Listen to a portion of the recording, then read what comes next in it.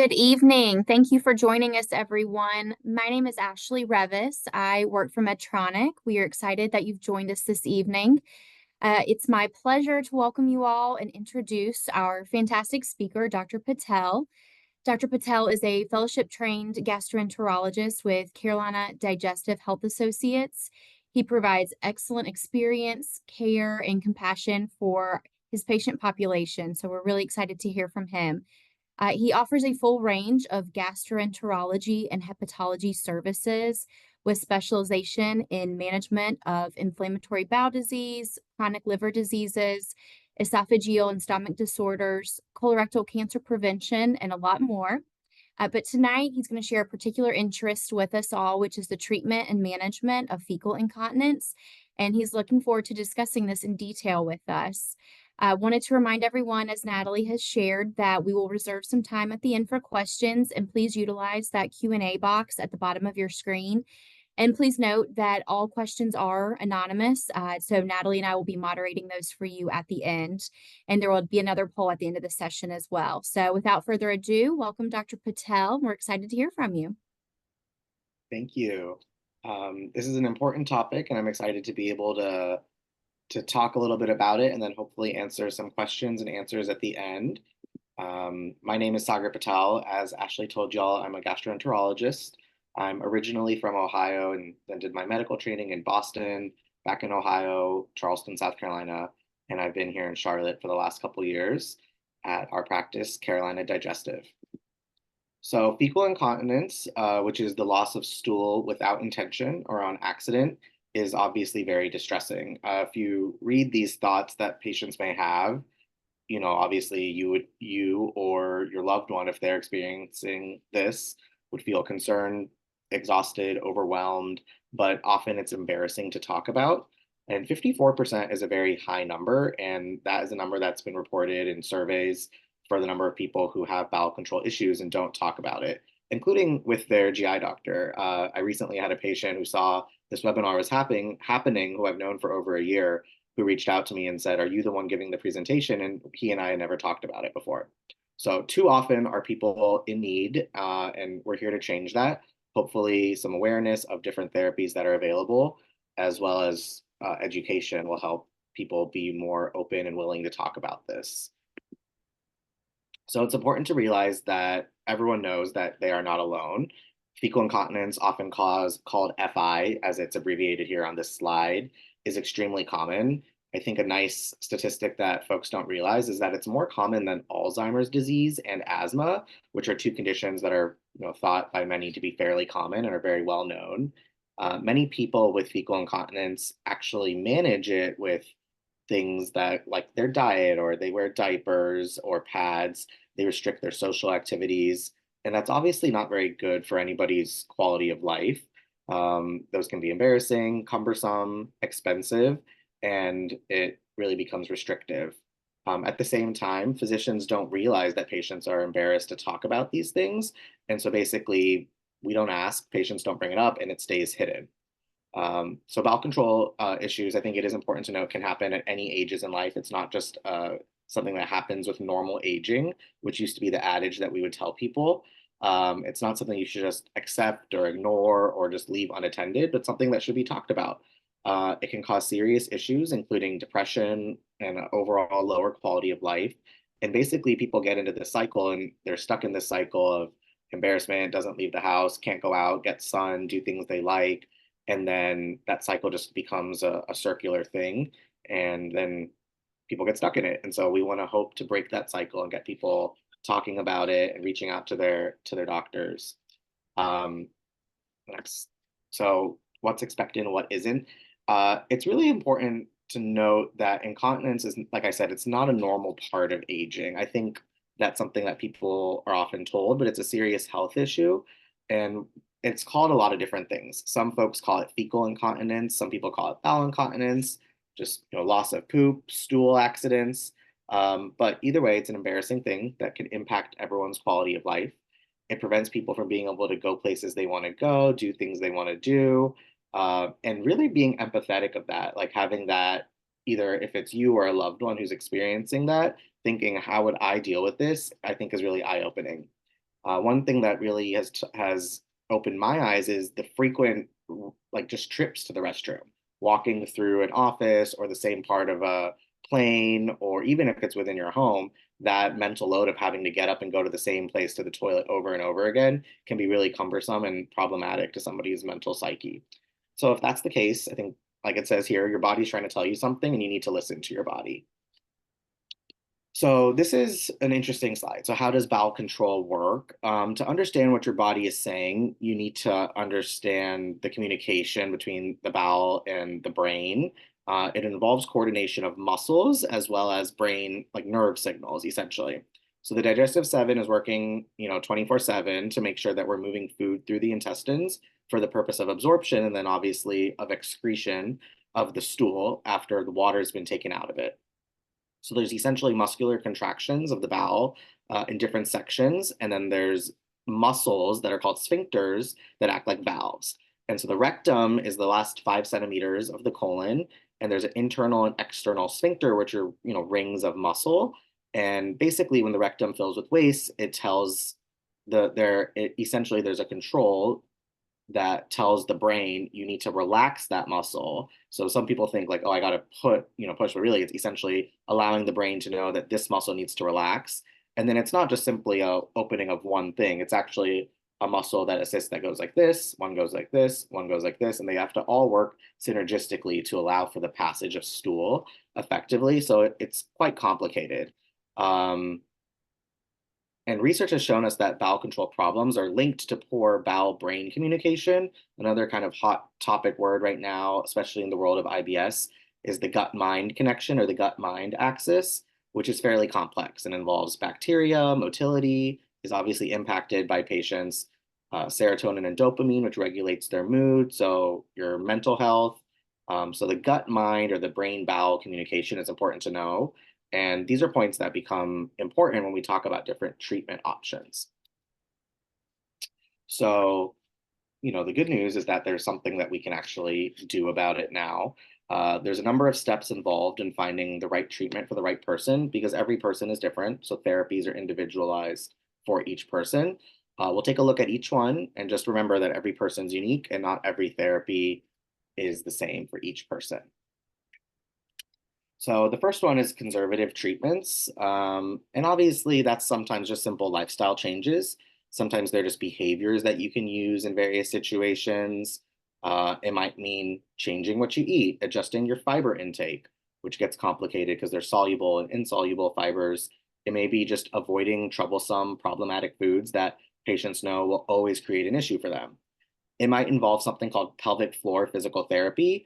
And those are muscles. A pelvic floor physical therapist typically has additional training, but it strengthens the sphincters that we talked about, as well as the pelvic floor muscles that allow and assist in normal defecation.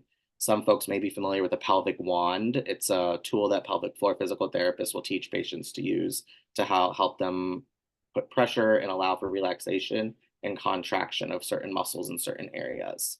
Alternatively, there's various antidiarrheal medications. Some folks may have heard of loperamide or Imodium, Viberzi, Xifaxan. Like I said, it just depends on the person and the mechanism and what's going on with them. So these are all things that people may have heard of, may already be doing. And in some cases, these lifestyle changes work really well. And in some patients, it's just certainly not enough. So that leads us to our advanced therapies. And I think of it as two categories. There's surgical therapies where you're, altering tissue and making irreversible changes. And then there's minimally invasive therapies. And the one that's offered is a therapy made by Medtronic, and the other one is an injected gel. But we'll talk about all the therapies. So to start off with, I think we should talk about surgery. Like I said earlier, there's the internal and the external sphincter. Sphincteroplasty, which is also known as a sphincter repair, corrects incontinence or loss of stool by basically reapproximating the surgical muscles to create a new muscle ring in the anus. So that is an option, but obviously that's not reversible because it's a surgery. The artificial anal sphincter is a small implant that you can have that, to my knowledge, I think it may only be available still for compassionate use, but it's challenging to get approved, but if you can get approved, that allows you to manually control with a bulb pump that's placed outside the body. And then a colostomy, which folks may have heard of, or a bag, is when you create a surgical opening in your abdomen, and that allows the colon exits in the abdomen and into a disposable bag through the stoma, and it's fitted on there to collect the stool, and then you dispose of it throughout the day. So surgery is never without risk. Obviously, there's risks with anesthesia, there's risks of complications. Some folks have fecal incontinence because of a surgery that had a side effect, or radiation that had a side effect, things like that. So it's important to think about the long-term side effects as well as the long-term benefits, and if those benefits outweigh the risks involved with surgery, and if that is what's necessary for that patient. So there's minimally invasive options, which is one of the main things that we're going to be talking about today. This therapy gets the name sacral neuromodulation, or SNM, because it provides relief and restores bowel function by stimulating your sacral nerves. So at the last part, typically your tailbone is what people think of it, is called the sacrum. And through in that bone, there's holes that are naturally there through which nerve roots go. And S3 is what controls your bowel movements. There's also control of the bladder that's there as well. Interstim therapy is also used, for bowel control for people who are losing urine on accident. But today we're going to be talking about fecal incontinence primarily. So it's thought to correct the brain-bowel communication by actually stimulating that nerve. So it's very small. I don't know if you can see on this slide. The older ones are a little bit bigger. People typically think of these as a gut pacemaker. They're really small. They're eventually implanted and are not problematic to anybody. You can't feel them. They're not new. They've been around since 2011. And it's not like, oh, I think it helps you. It's been effectively proven in randomized controlled trials to decrease the number of bowel movements that patients are having on accident, as well as increase the quality of life. And that's based on surveys they did. And so it's a durable therapy that can really change things for people. I'll talk a little bit more in the upcoming slides about like how we implant it, what the process is like. But essentially, it's an implanted stimulator that provides electrical signals to the sacral nerves that control the sphincters in our anus. So it's actually more than that now. It's more than 375,000 worldwide. It's quite a few people is the takeaway. And essentially, we provide a test that allows you to see if the therapy is working before deciding if this is for you and you want to have it surgically implanted. So unlike the other therapies, this is the only therapy that lets you try it first. So essentially, it's like a test run, not a long-term commitment. And at the end of the test, you'll have a much better idea as to what's going on and if it's going to be delivering the relief that you expect. So essentially, what would happen is you would come to you would come to the office, we'd have a discussion. And then if you decide that this is for you, then you come into our endoscopy center. And similar to having a colonoscopy, you would come into that same area, but there's no bowel prep involved. So you just come in, you wouldn't have eaten an X amount of hours beforehand because you will be undergoing anesthesia. You lay on your belly, and then essentially the anesthesiology professional will provide anesthesia. So you'll be asleep. We would expose your lower back and bottom and then clean that area with antiseptic. The procedure is then done with sterile gloves. And so everything moving forward would be sterile.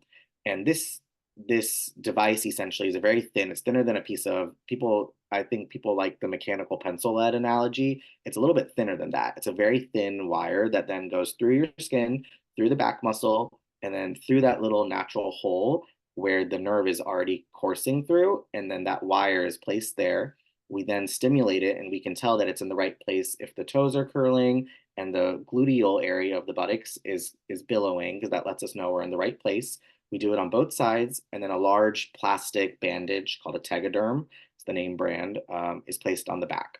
And then the patient wakes up. At every single one, we have a representative from Medtronic there who will be with us during the placement and then with the patient as well. And for the next 5 to 7 days, patients are asked to keep a journal. They're contacted every day, as well as they have access to us or to Medtronic to get in touch and say, I'd like to change my settings. I'm having this side effect, those kinds of things. And then they see if they have a reduction in their symptoms. And that's, as simple as it is, after 5 or 7 days, because this is a test, right? It comes out. So if there's been a significant reduction in your symptoms, patients are like, please leave it in, or please, let me keep it. But it comes out regardless after that trial period.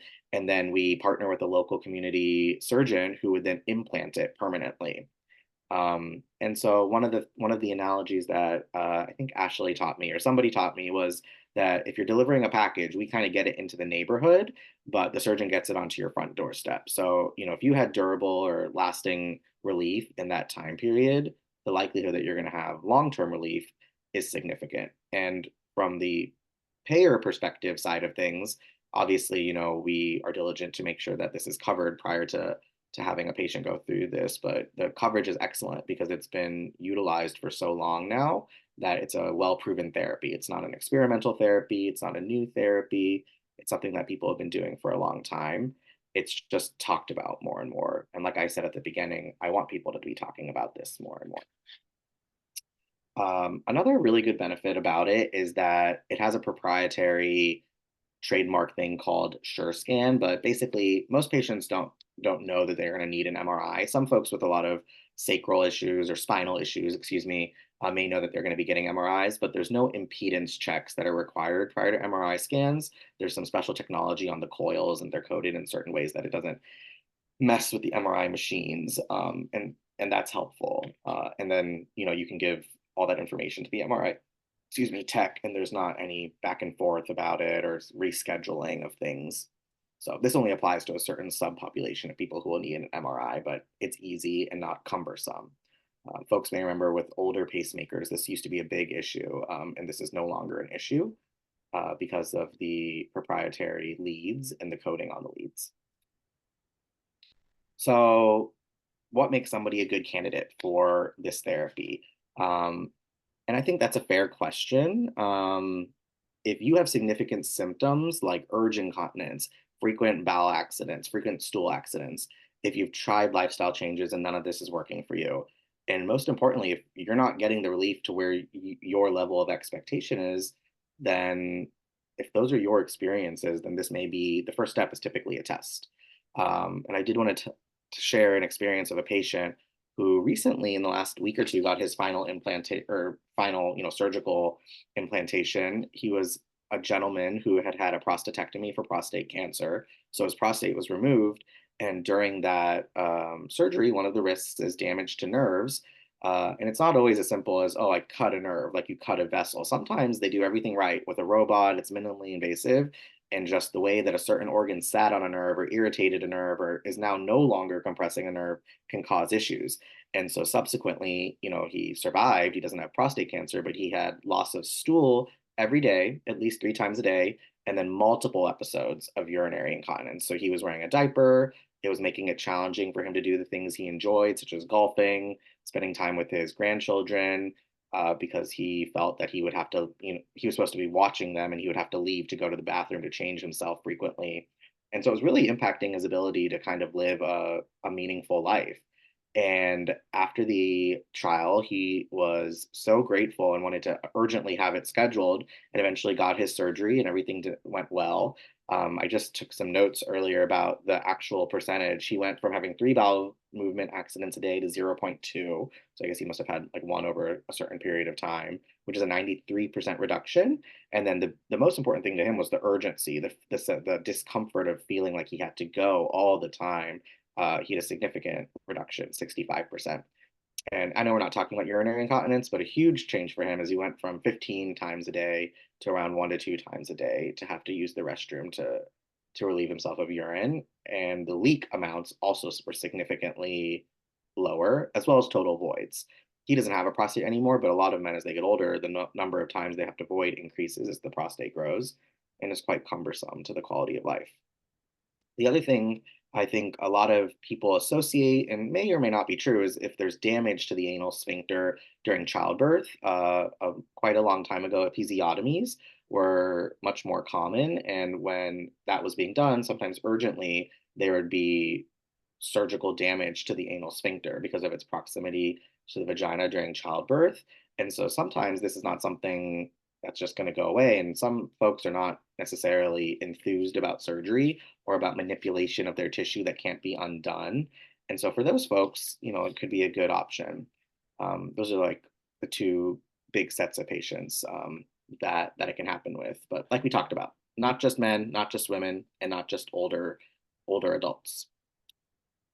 Um, and then this is a nice graphic that shows that 89% of those who use the inner stim had long-term success, which is a pretty high number. It offers proven results.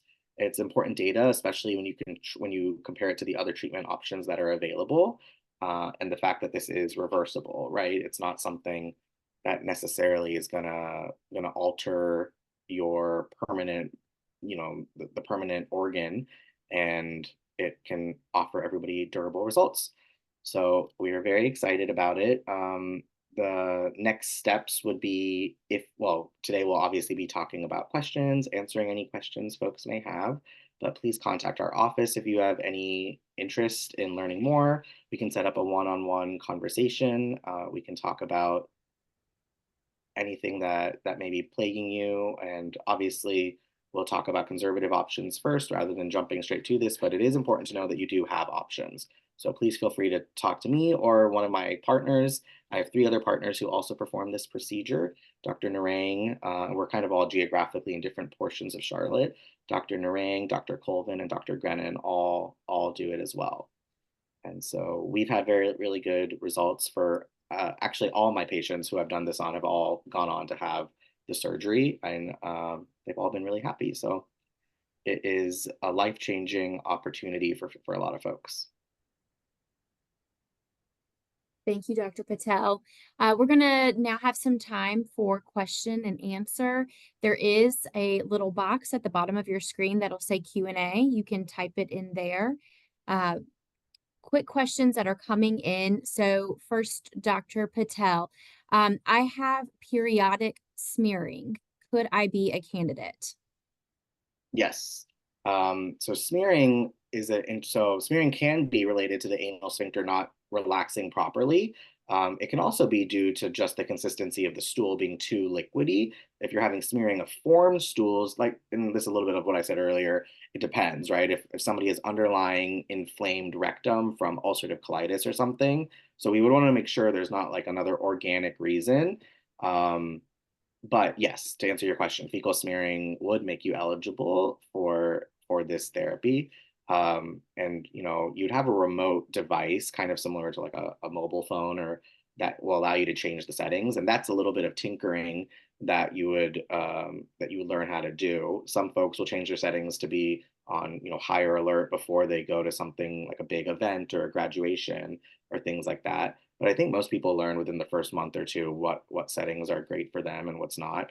And I should have mentioned, somebody asked me this the other day. It's not like you feel it on all the time. It's not like a buzzing or like a neuropathy or anything like that.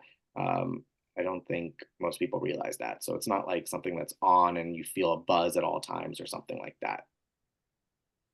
Correct. Yep. This therapy should never hurt, should never be uncomfortable. It just kind of runs in the background, almost like a pacemaker would. Um, it's sending signal to the nerves, which then go to the brain and are just constantly providing that input for the body. You briefly mentioned this, but does insurance cover this treatment?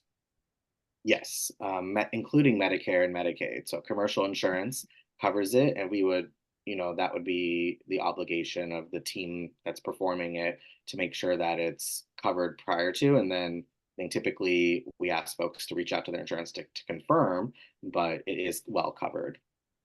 It's not something that we'd expect you to pay out of pocket. It's not like an elective cosmetic procedure.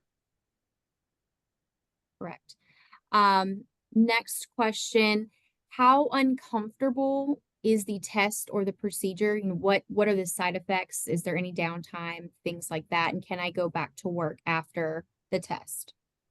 Excellent question. I forgot to talk about that. So immediately you wake up, and we don't give people sedatives like benzos or opiates. So it's not like you're groggy that day. You legally cannot drive after receiving propofol anesthesia, but so somebody would have to drive you home. But you can go back to work the next day. There's really, I mean, the big restriction is you can't shower while it's, you can take like a sponge bath, but you don't want to get the covering wet. Um, and you can go back to your kind of regular level of activity immediately. What was the other part of the question, Ashley? Um, Going back to work and then pain, discomfort. Oh, I've never had any patients complain of pain or discomfort there. There's a theoretical risk of pain or discomfort, but like I said, it's so thin and it's going through your skin. I think if you were awake for it, it would be uncomfortable as it goes through the skin and the muscle, but because it's so little, it's even, thinner than like the gauge of a needle that we use to give an injection, like an immunization.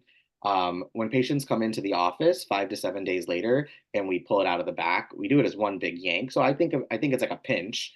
Uh, but I've never had patients say that it's that painful or anything like that.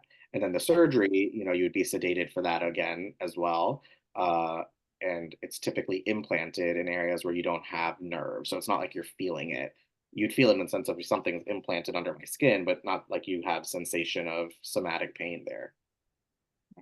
Yeah, we've got a lot of great questions. Next one, is there a risk of bladder infection or kidney infection with the implant?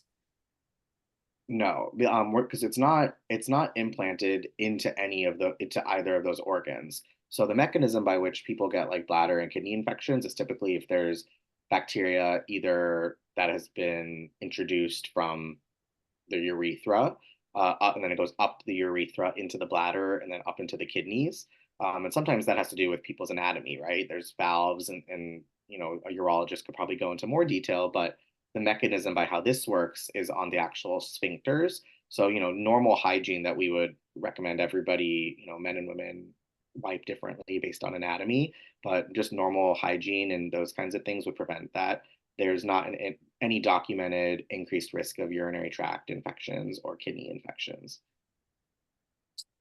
Next, is the implant internal only, or is there an external strap or something that needs to be worn? So during the trial, there's an external strap because the leads aren't, there forever. So you'll wear like a very thin, I think it's like, have you ever seen a pacemaker? It's fairly small. It's probably the size of like a AirPod case, maybe, but thinner than that, much thinner than that. And that's like a little belt you wear. It's very lightweight. I've never had anybody have any complaints about it, but that's just for the trial. After that, when you have it surgically implanted, it's implanted under the skin. And so you'll have a remote. And there's actually an app. I don't know if do you have to have the remote, Ashley, or can you have the app on your phone? You would have the remote, but it does not need to live on your person. We tell everyone keep it at home somewhere safe, where you can get to it should you have a doctor's appointment or if you needed over time to make an adjustment, just because the leads, over time as you move and bend and, hopefully are active and kind of regain some of your lifestyle back. The goal is that you're out and about, so things can move, and in over a few months or a few years, we may need to make a therapy adjustment, which could just be stimulation up or down or changing a program. But beyond that, there's nothing that you need to carry around or take with you, unless again you're going to specifically have an MRI or you're going to have any other type of procedure, or you're just going in for an annual checkup, that sort of thing. But nothing that you would need to physically carry with you from your day to day. Yeah, and the batteries are also excellent now. It's not like the olden days where you have to get a new battery every year or 4 years or something like that. They last a long time. Correct, correct. Yep. The new batteries last conservatively 10 to 15 years now. Okay. And then next, could you give a little bit more information about leading up to a surgery? Are there any dietary or non-surgical remedies that you would first suggest prior Yeah. to a third line therapy? So it depends, obviously, if someone's having, I guess if you think of it as an algorithm, if they're having loose, liquidy stools versus formed stools that they're leaking. So sometimes it depends on, why is this happening? So we typically would make sure there's no structural reason. So we would do a colonoscopy at some point prior. We won't just jump to doing this. You have to make sure that this patient doesn't have inflammatory bowel disease. God forbid, a big polyp there, that things are getting kind of backed up like a dam and then everything's kind of leaking out after it. Has this patient had radiation? Have they been in a motor vehicle accident, had trauma? Um, or have they had an episiotomy? So it depends on what's going on with the person and why they're having the symptom. And we typically do recommend some form of pelvic floor physical therapy, fiber supplementation to try to bulk up the stool. Sometimes I'll use other medications if they are uniquely eligible, meaning like if they don't have their gallbladder and they have loose stool as a result of the way their bile is being metabolized. So every person's different, but it's not something I would just offer without having tried other things. I think everybody should try the least invasive, most conservative thing first. But taking every person's values into account should also be important. If somebody comes to me and they've already done all those things and they're suffering, then I would certainly offer this to them. I think more and more, hopefully, in the next 5, 10 years, more and more gastroenterologists are aware that this exists. I did my training at a center where colorectal surgeons were doing it, and so I wasn't really that exposed to it during my training, but it was being done at the same center I was at. So sometimes it's just a matter of does your doctor know about it? And then are you talking to your doctor about it? And then the other thing would be is your doctor asking, more nosy questions and trying to help figure out what it is that is going on with you and what's the best therapy for you. So it should always be a conversation, patient centered with your values taken into consideration. Absolutely. Just a few more. Is the incision for the implant across the lumbar back, or is it done endoscopically? So I Uh, think just where is the implant and how's that done? it's not done endoscopically, so uh, there'd be no endoscope placed in the rectum or through the mouth during the procedure. It's just done through the skin. So the skin is cleared off. If you think of the lower back, the skin is cleared off multiple times with different antiseptic. Obviously, we would ask if you're allergic to iodine or any of the ingredients in the antibiotic that's used. And then while the physician is wearing sterile gloves and everything in the tray is sterile, then there's anatomic landmarks that are used to approximate where we are. And then the needle is inserted. And then through the needle, we place this very thin lead. Then we actually hook it up and make sure that it's working. And then the needle's taken out and the lead remains in your back. So it sounds simple, but obviously we have to make sure we know our anatomy and our landmarks, and we can make adjustments for some people who have scoliosis or have had back issues. It just depends. It depends on the person, and it's not. Some folks have metal in their back, so it depends on where the metal is, how their anatomy is, those kinds of things. If you've had complications with the anesthesia, we'd want to know that. The anesthesia professionals would obviously have grave concerns about that. So it has to be the right therapy for the right person. If somebody's for example, if somebody's a dialysis patient, sometimes anesthesia can be tricky because it depends on how you provide anesthesia, depending on their level of potassium, things like that. So it's that's why it's done in a surgical center, our endoscopy center, where we have trained professionals who are used to administering anesthesia and making sure it's done safely. Right. And then for the actual implant itself, that battery is tucked kind of in the upper, let's call it the butt cheek, below where you would wear a belt, like your natural waist. So just below that, but just above where you would actually be sitting. So you're not sitting on that implant, but you can sit back, you can lean on it. You're not going to cause any damage or hurt anything. You may feel something, but it's about a half an inch under the skin. So it shouldn't cause any discomfort or pain, just kind of tucked nicely into the skin, but nobody would know or be able to see that you have it. Correct. Yeah, I've had patients tell me they've still worn bathing suits with it and it's not visible. And the surgeon would discuss that if you have a successful percutaneous or through the skin trial with us, the surgeon would discuss with you and probably show you exactly where it would be and go over the risks and benefits as well. Exactly. And we have a streamline with the surgeons locally here in Charlotte.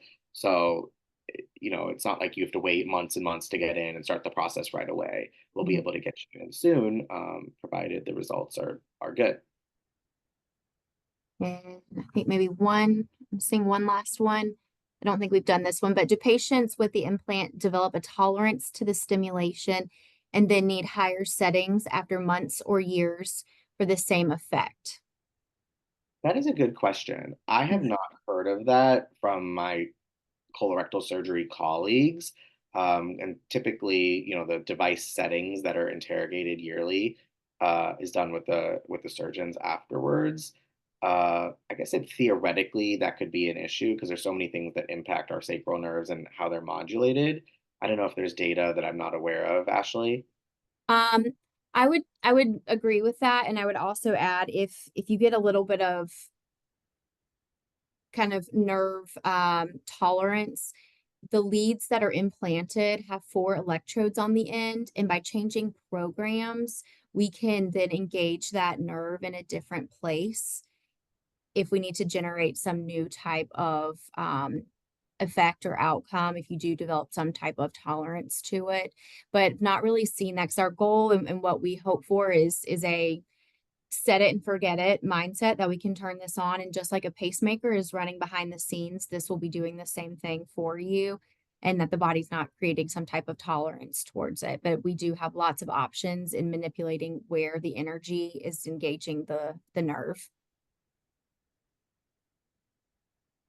All right. I think that is the majority of our questions. Make Awesome. Well, sure we thank got you everything. everybody for joining us. I appreciate obviously your time and your attention, and Uh-huh. do reach Oh, I out. did see I did see one more. This is a good question. Does the battery cause problems with TSA and airports? That is actually a very frequently asked question. The main event that can happen is you set the metal detector off, just like any implantable device would do. But you are sent with a card that I tell everybody just tuck it in your wallet and you can show TSA that you do have an implant. They're very familiar with implants going through security. And we have lots of patients that are able to get back to living life and can travel and do things once they've gotten their FI under control. So it's something very, very common, and you can there's going through older security um, or wand that helps as well. But certainly an option for you. And I guess Dr. Patel had the phone number up, so please feel free to call his office. They are ready for you and happy to get you scheduled should you want to take next steps on just, deeper dive into the information and learning more, or just getting started at the beginning with some behavioral modifications, some fiber changes, that sort of thing. But his office is the phone number is listed with the extension. Just let them know you attended and they're happy to get you in on his schedule. But thank you all for attending. Thank you so much, Dr. Patel. We appreciate your time this evening and hope to see you all soon. Bye. Take care. Take care.